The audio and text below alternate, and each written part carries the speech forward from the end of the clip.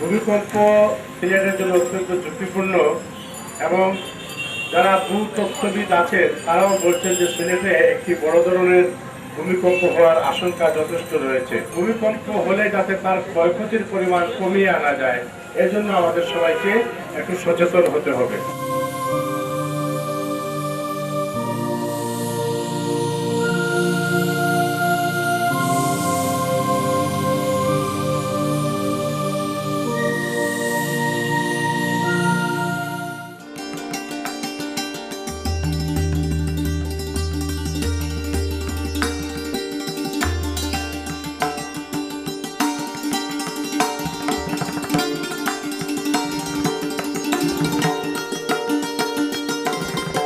সিলেট শহরে 52,000 বিল্ডিং 50% ধসে গেলে কে উদ্ধার করবে? এখানে ফায়ার সার্ভিসের সদস্য 70 হইতে 80 জন সদস্য আমরা আছি। এই অনুষ্ঠানের উদ্দেশ্য আপনাদের সচেতন করা।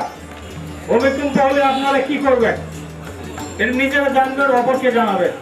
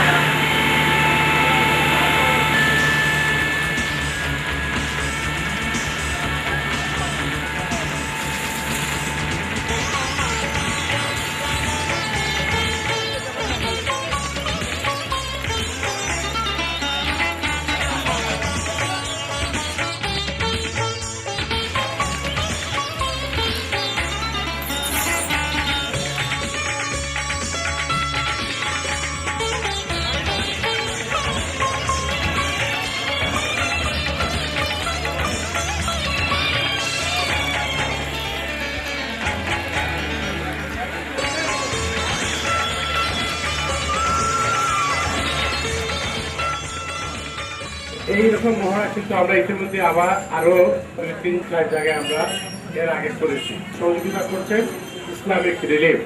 ইসলামিক রিলিফ যে সংগঠন, এই সংগঠন আমাদের প্রত্যেকটি ওয়ার্ডে আমাদের যুবক এবং যুব মহিলা যারা আছেন তাদেরকে একত্র করে তারা বিভিন্ন ব্যাপারে প্রশিক্ষণ দিচ্ছেন। ইসলামিক রিলিফের মাধ্যমে যে আমরা যাতে এই দুর্যোগ থেকে রক্ষা পাই সেজন্য আমাদেরকে বিশেষভাবে ট্রেনিং দিচ্ছেন।